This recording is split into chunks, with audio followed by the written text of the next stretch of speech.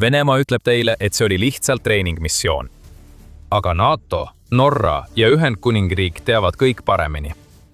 Vene tuumapommitajad märgati lendamas rahvusvaheliste vete kohal ja liiga lähedal Ühendkuningriigi territooriumile. See oli ähvardus, nii selge kui päev. Aga NATO ei kavatsenud seda taluda. Norra saatis välja oma F-35 hävitajad, et anda Vene pommitajate meeskonnale teada, et kui nad üritavad midagi rumalat, lastakse nad taevast alla. See oli vastasseis NATO õhuruumis ja sellel võivad olla tagajärjed, mis muudavad Euroopa palet. 23. juunil tuli uudis, et NATO oli reageerinud väikesele Vene lennukite grupile, mis lendasid ohtlikult lähedal NATO õhuruumile. Vene Tu-160, mis on tuumavõimekusega pommitaja ja suurim ning võimsaim lennuk Venemaa lennuväes, oli selle grupi osa. Seda saatsid MiG-31 hävituslennukid, kui see osales 16-tunnisel lennul üle rahvusvahelise õhuruumi. Sellest kirjeldusest võib jääda mulje, et Venemaa ei teinud eriti midagi valesti. Rahvusvaheline õhuruum on ju kõigile avatud, eks? Oluline on siin see, et Venemaa valis väga hoolikalt, kuhu ta oma tuumapommitajad saadab. Tuumaõppuste käigus lendasid Venemaa lennukid erinevatel hetkedel üle Barentsi ja Norra mere ning ühel hetkel olid nad vaid mõne kilomeetri kaugusel Suurbritannia Shetlandi saartest põhja pool. See polnud tavaline õppus. Venemaa oleks võinud midagi sellist teha ka oma õhuruumis. See oli Putini tuumaähvardustega vehkimine ja NATO-le ning Ühendkuningriigile teada andmine, et nende lennukid võivad jõuda rünnaku kaugusele. Tu-165 läbi õhust tankimise harjutusi lennates NATO territooriumile ebamugavalt lähedale ja me teame täpselt, mida ta tegi. Ühel lihtsal põhjusel. Norra vastas, saates F-35 hävitajad Vene lennukeid jälgima ja vajadusel neid takistama, kui nad peaksid reeglitest üle astuma. Oma raportis Venemaa julge sammu kohta avaldas Newsweek, et Norra saatis õhku paari NATO kõige kaasaegsemaid hävitajaid, et Vene lennukeid varjuna jälgida. Venemaa tunnistas vastust. Kreml teatas, et teatud marsruudi etappidel saatsid strateegilisi pommitajaid välisriikide hävitajad, kuid muid üksikasju ei avaldatud. Aga see ongi Venemaa viis. Venemaa ei kipu maailmale tunnistama, et selle hirmutamistaktikat surusid maha F-35D, mis suudavad selle Tu-160 ja MiG-31 õhust minema pühkida. Õnneks möödus sündmus ilma oluliste vahejuhtumiteta. Aga ärge tehke selles osas viga. See oli järjekordne hoiatus, mille Putin ja tema käsilased NATO-le andsid. Hirmutamistaktika, kus tuumavõimekusega pommitajad tiirlesid NATO territooriumi ümber, tehes harjutuslende, mida oleks võinud teha ükskõik kus mujal. Putin tahtis, et NATO näeks Tu-160D. Ta soovis, et Ühendkuningriik ja Norra oleks sunnitud reageerima. See oli tõepoolest test, kuid palju enamat kui lihtsalt tankimine. Venemaa tahtis teada, mida NATO vastu saadab. Venemaa sai oma vastuse Norra kaudu ja oleks pidanud seda vastust ette nägema. NATO suudis saata hävituslennukid Vene ohule vastu nii kiiresti, sest Norra on sellisteks olukordadeks juba pikka aega valmistunud. F-35 lennukite lähetamine toimus Norra kiirreageerimisprogrammi kaudu, mis loodi selleks, et tagada Oslol võimalus saata vähemalt 2 50 F-35 ohu korral viivitamatult õhku. Need kiirreageerimishävituslennukid paiknevad Avenuse lennubaasis, mis asub Norra põhjaosas ja kust avaneb vaade nii Norra merele kui ka Barentsi merele. Ajakirja Newsweek andmetel väidab Norra, et ta viib oma kiirreageerimisprogrammi kaudu igal aastal läbi umbes 40 missiooni ning programmi jaoks määratud 2 F-35 lennukit suudavad olla õhus ja teel sihtmärgi poole 15 minuti jooksul. F-35 lennukeid kasutatakse, sest need on 5. põlvkonna hävituslennukid, mis on praegu kõige arenenumad, mida ükski riik oma arsenalis omada saab. Teisisõnu, need lennukid on mõeldud selleks, et saata Vladimir Putinile kohe vastus, kui ta üritab NATO vetes oma hirmutamistaktikaid kasutada. NATO on valmis kõigeks, mida Venemaa ette võtab ja peabki valmis olema. Sest kuigi see kõik võib pealt näha tunduda Venemaa tavapärase katsetusena, näitab selle tagamaad, miks F-35 hävitajaid oli vaja. Tu-160 pole mingi tavaline pommitaja. See on Venemaa kõige ohtlikum pommitaja ja see saadeti katsetamiseks välja just siis, kui üks Putini parlamendikabineti silmapaistvamaid liikmeid väitis, et tuleks kasutada tuumarelvi. Alustame pommitajast. Tu-160 ei pruugi olla maailma kõige arenenum pommitaja. Sellel ei ole samasuguseid vargusevõimeid nagu USA toodetud B-2 Spiritil või B-21 Raideril, kuid sellel pommitajal on suurus, kiirus ja hirmuäratav relvade arsenal, mida ta võib vaenlase vastu kasutada. Kui me kasutame neid traditsioonilisemaid mõõdikuid, võib väita, et Tu-160, mille NATO koodnimi on Blackjack, on maailma kõige hirmuäratavam pommitaja. See võib küll olla külma sõja ajastu lennuk, kuid see ei muuda fakti, et TU-160 mootorid toodavad piisavalt tõukejõudu, et viia see hiiglaslik sõjalennuk kiirusteni, mis ületavad Mach 2, mida ükski teine pommitaja maailmas ei suuda saavutada. Seda kiirust suudab pommitaja saavutada, kandes peaaegu 45 000 kilogrammi relvi, mille hulka võivad kuuluda tiibraketid, tavapärased pommid ja mis kõige murettekitavam, tuumarelvad. See tohutu jõud seletab, miks saadeti TU-160 varju hoidma just F-35D, mitte ükski teine lennuk NATO ühisarsenalist. Kui vaja, on F-35 vargsi lähenemiseks vajalikud stealth-võimed, et TU-160 ligi hiilida ja see taevast alla lasta. Tal on seda vargvõimekust tõesti vaja, sest TU-160 suudab oma tohutust suurusest hoolimata F-35 kiiremini lennata. USA valmistatud hävitaja maksimaalne kiirus on Mach 1,6. mis ei ole päris piisav, et sammu pidada täiskiirusel lendava TU-160-ga. Jällegi oli kõik seotud sõnumi edastamisega. Venemaa saatis oma suurima, kiireima ja võimsaima pommitaja NATO ja Suurbritannia vete lähedale, et iga Venemaa vaenlane Euroopas teaks, mis neid ootab, kui nad satuvad Putini halvale poolele. Ja see toob meid tagasi silmapaistva Kremli käsilase juurde, kes on katsetega kaasnevaid ähvardusi teinud. Vene välisminister Sergei Lavrov ütles The Mirrori andmetel hiljutisel Venemaa välis- ja kaitsepoliitika nõukogu kinnisel koosolekul mõningaid huvitavaid asju. Väljaanne vahendab poliitikaanalüütiku Andrei Kolesnikovi kommentaare, kes ütleb, et Lavrov esines sellel üritusel. Oma kõne lõpus oli Lavrov hetkeks Vene tuumarelvade kasutamise osas põiklev. Siis ütles ta sõnad, mis näitavad täpselt, kus tema mõtted on, ja võib-olla paljastavad ka selle, mida Putin ise mõtleb. Ma kasutaksin neid ikkagi. Ärme räägi üldse hävingust ega lääne vältimatust tuumavastusest. Venemaa enda välisminister, kes on oma ametis olnud üle 2 aastakümne, ütleb, et kui otsus oleks tema teha, vajutaks ta tuumanupule. See on seesama mees, kes on varemgi tuumaähvardusi loopinud, väites mais, et tuumasõda läänega on võimalik. Kui sellised riigid nagu Ühendkuningriik, Norra ja Ukraina, teised läänepartnerid keeldusid lõpetamast oma toetust Ukrainale ning jätkasid katseid tuua Armeenia ja Moldova lääne mõjusfääri. See olukord kujutab endast tõsist ohtu ülemaailmsele julgeolekule, kuulutas Lavrov, lisades. Otsene vastasseis NATO ja Venemaa vahel võib kiiresti paisuda tuumalöökide vahetuseks, millel oleksid katastroofilised tagajärjed. Tuumarelvadega ähvardamine. Võib-olla. Kuid kui mees, kes on aastaid kuulunud Putini siseringi, hakkab niimoodi rääkima just siis, kui Venemaa kõige võimsamad tuumapommitajad lendavad vete kohal otse NATO õhuruumi piiril, tuleb tema sõnu tõsiselt võtta. Siiski on veel palju küsimusi, millele vastata. Miks otsustas Venemaa just nüüd saata TU-160 nii lähedale NATO territooriumile? Mis saab edasi? Neile küsimustele hakkame varsti vastama, aga kõigepealt tuletame meelde, et vaatate saadet The Military Show. Kui sa pole veel kanalit tellinud, siis nüüd on ideaalne aeg vajutada seda nuppu. Niisiis, Venemaa kavatsused. Võib väga hästi olla, et see kõik oli lihtsalt tuumamõõga kõlistamine, mida oleme Venemaalt varemgi palju kordi näinud. Nagu Atlandi nõukogu ütleb, ei ole Venemaa võõras lõputute tuumaähvarduste tegemisele. Ning need ähvardused on pigem nõrkuse märk kui midagi muud. Mõõka kõlistatakse iga kord, kui Venemaa on ärritunud. Ja see võib olla lihtsalt järjekordne näide, kuna Ukraina kaugmaadroonid teevad jätkuvalt Venemaa õhutõrjest omaenda territooriumil hakkliha. Ukraina on korraldanud ühe oma suurima droonirünnaku Venemaa vastu, kusjuures Moskva oli peamine sihtmärk vaid mõni päev enne, kui TU-60 märgati. See tõenäoliselt ei ole juhus. Putin tahab, et lääs teaks, et Venemaa võib minna veelgi kaugemale, kui ta seda otsustab.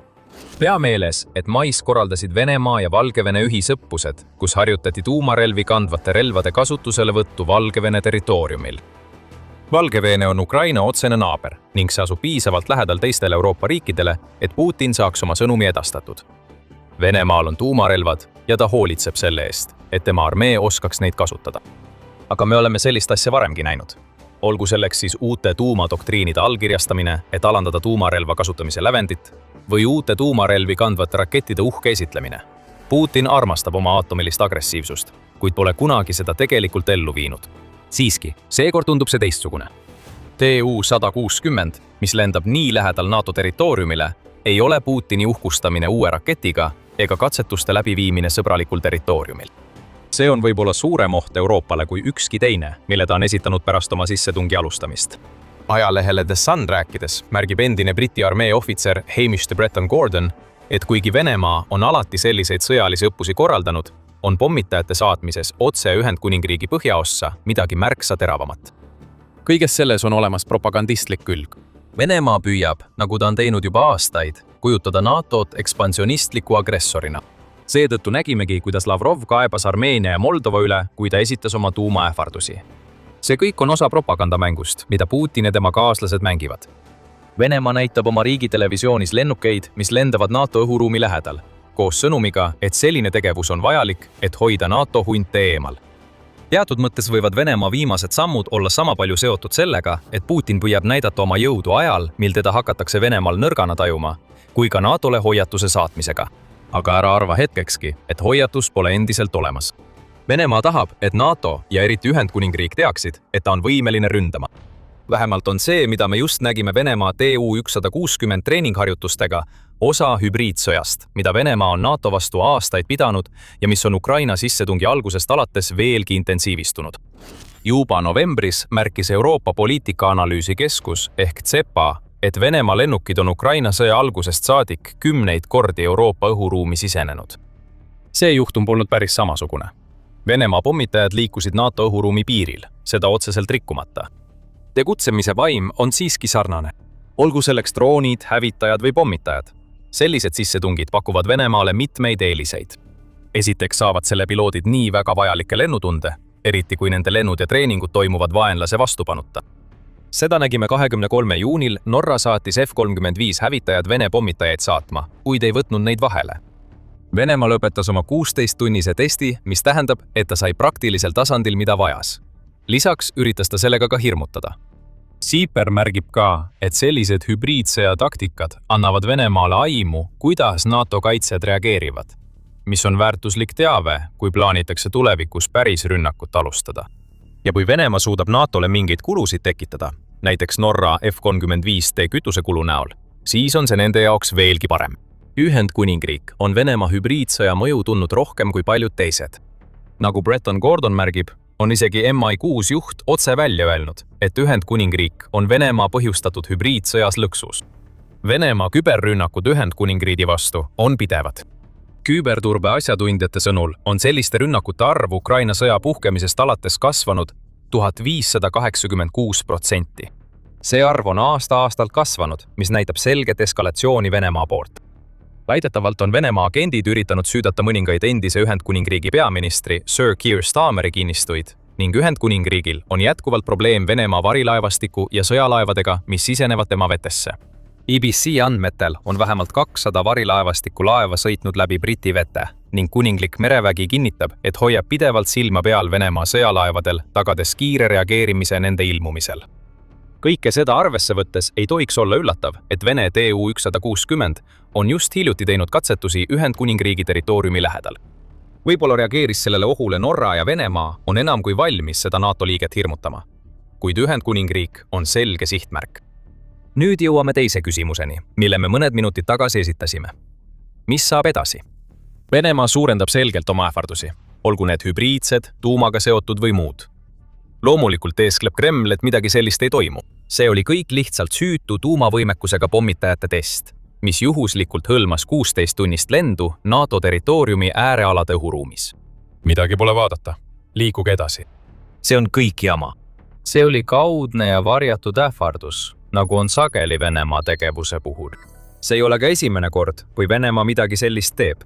Jaanuaris läbisid 2 TU-160 lennukit teste, mis toimusid Suurbritannia vetest liiga lähedal. Kiirreageerimissüsteem käivitati taas, kuna mitmed Suurbritanniale sõbralikud riigid saatsid hävituslennukid Vene pommitajaid jälgima. Briti kuninglik õhuvägi sekkus jaanuari juhtumisse, saates Eurofighter Typhooni Vene pommitajaid jälgima, kui need Suurbritannia vete lähedalt möödusid. Nagu varem mainisime, on Venemaa saatnud sõjalaevu ka Suurbritannia vetesse.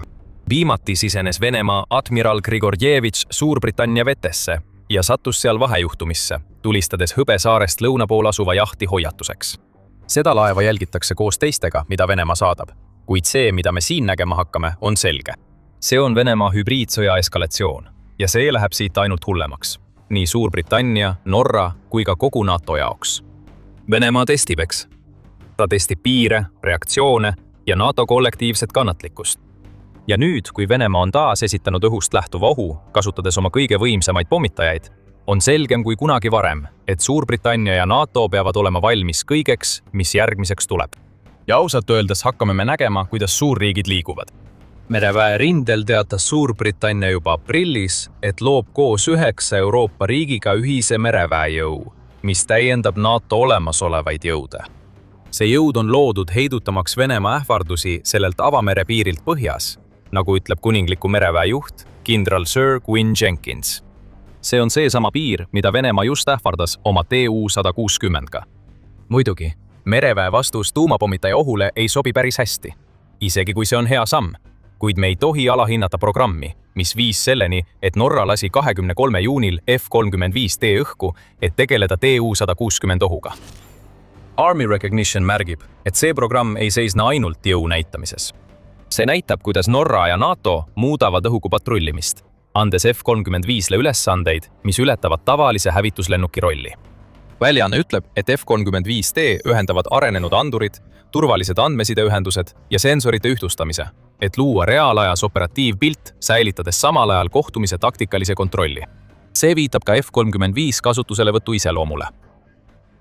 23. juunil üks Norra hävitajatest lendas otse TU-160 ja ühe selle MiG-31 saatja vahelt läbi, mis on haruldane juhtum ja ületab kaugelt tavapärase visuaalse möödalennu. Vastasseisu ei olnud vaja jõuga esile kutsuda ega viidud läbi ka otsest sekkumist. Piisas sellest, et saata sõnum tagasi Putinile. Venemaa võib küll saata pommitajaid NATO õhuruumi lähedale, kuid NATO suudab saata hävitajaid otse sinu operatsioonide südamesse, nii et sa ei saa arugi, enne kui nad juba kohal on. Ja kui seda kombineerida teiste vanemate õhuplatvormidega äärealadel, võib F-35 saada osaks uuest õhupatrullimise lähenemisest, mis pakub mitmekihilist jõuprojektsiooni, mis ületab kõike, milleks Venemaa võimeline on. Siiski ei saa eitada seda, mida me just Venemaalt nägime. See on tuumaretoorika, nii selge kui päev. Ja olenemata sellest, kas see on lihtsalt järjekordne jõudemonstratsioon või märk hullemast, tuleb teha rohkem, et näidata Putinile, et ta ei pääse selliste käikudega karistuseta. Venemaa kasutab oma klassikalist doktriini eskaleerida, et deeskaleerida. Kusjuures deeskaleerimine tähendab sel juhul soovi sundida läänt loobuma Ukraina toetusest ja peatada NATO laienemine.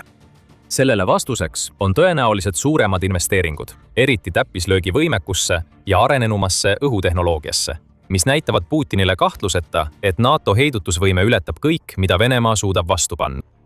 F-35D, mis reageerivad TU-160-le, saadavad selge sõnumi. Kuna aga üha rohkem võtmeisikuid NATO riikides hoiatab, et Venemaa võib olla valmis ründama NATO liitlast enne kümnendi lõppu, peab Euroopa roll tuumaheidutuses muutuma kontseptuaalsest praktiliseks. Kui Venemaa kavatseb oma katseid läbi viia, peab NATO neile katsetele nii veenvalt vastama, et Vladimir Putin ei tahaks enam ühtegi katset teha. Ja kõige selle juures on võtmetähtsusega Ukraina toetamine, kuna see on jätkuvalt NATO eesliin, hoolimata sellest, et ta pole liige. Vähemalt selles valdkonnas läheb NATOl hästi. Alles paar nädalat tagasi hakkas NATO ette valmistama oma seni suurimat rahalist toetust Ukrainale. Vaata meie videot sellel teemal, et teada saada, milles see rahaline toetus seisneb ja mida see tähendab Ukraina tuleviku jaoks. Ja kui sulle see video meeldis, siis ära unusta tellida The Military Show, et näha rohkem meie analüüse Venemaa strateegiate ja NATO kollektiivsete vastuste kohta. Aitäh vaatamast!